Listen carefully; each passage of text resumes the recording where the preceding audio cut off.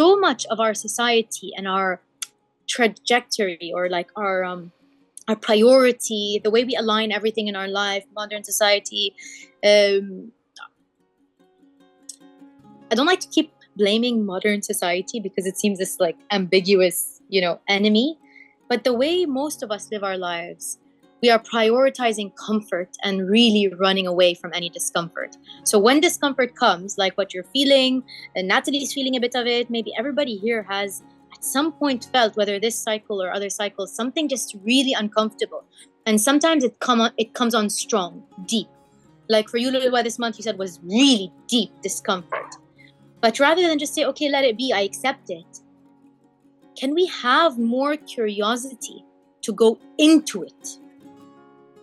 Which is the blood mysteries, the moon mysteries, all these arts of the feminine arts are always inviting us to go into these darker spaces. The moon shines in the dark. The sun is shining in the day. It's shining the light on the day. So when we want to talk about masculine, things are always bright and shiny, and this is what we're used to, and comfortable and seen. I know what's in the room. But when I go into a dark room, like our womb is a dark room, can I also sit in that darkness?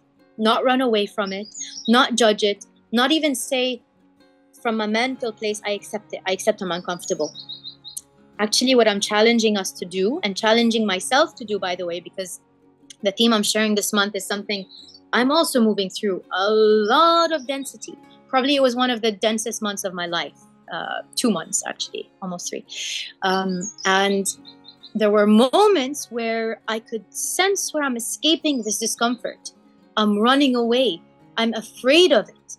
Because part of the fear is thinking it is endless. To descend into the darkness is to be stuck in the darkness. When what the feminine mysteries show us time and again, just like with the change of seasons and the change of elements and everything constantly changing, is to release that fear and have that descent. There's the myth of Persephone who goes into the underworld. And then I forgot the details of the story, but once she comes out, that's the celebration of spring. So some of the big festivals and stuff, it was when Persephone, after descending into the underworld, comes out. And so then we celebrate spring. And that's what we see also in nature, where winter, this dark time, it's raining every day, it's dark, we're depressed, there's this like inwards closing, and then suddenly. And we women have this innate wisdom, but sometimes we forget, and that's totally normal, because we're not initiated in a society that is reminding us of this all the time, reminding us to let go, reminding us to deepen more and more. And there are times in a woman's life where her deepening is particularly strong.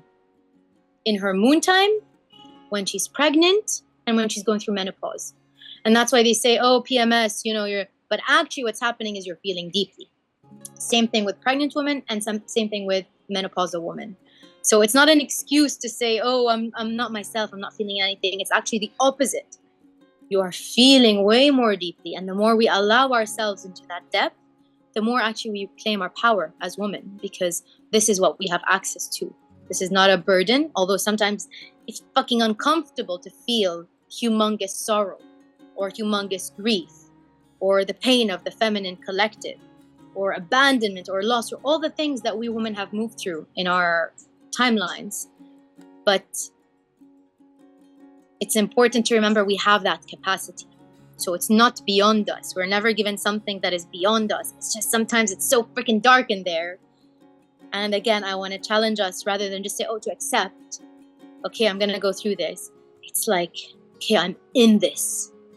I'm really in this. Like, can I go even deeper in it? It's like if you're feeling an emotion and maybe you go into a dance or you explore what the expression of the dance through song or through dance, then you realize like, it's not this like, it's actually this weird creature with legs and notes and there is more curiosity to the wholeness of that expression. It's not just black or white. It's not just darkness. It's not just depression. It's like something so deep coming up in my DNA, in my clearing, in my healing. And usually when this stuff comes up, it's the biggest points of breakthrough. We are clearing. That's why we get our bleeds. We clear the whole month. all the screaming, all the fights, all the trauma, whatever happened that month, whatever we observed, whatever we took in, we're clearing it. So that clearing is going to be intense. And reclaiming this connection, this proximity with the depth is something really important for us, because if we reclaim that depth, then we allow ourselves to keep accessing those realms. Otherwise, we just numb, we just close, we just pretend we're men living in women's bodies, and we're not.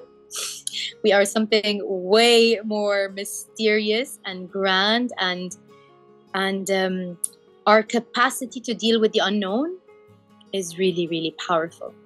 So I want us to really be reclaiming that together, or at least I want to invite us to start to realize where discomfort is something we're running away from, and actually we can start to be like, oh, I'm uncomfortable here. Okay, let me do this. Like it's a wave coming. I'm aware it's a wave, so I can surf it.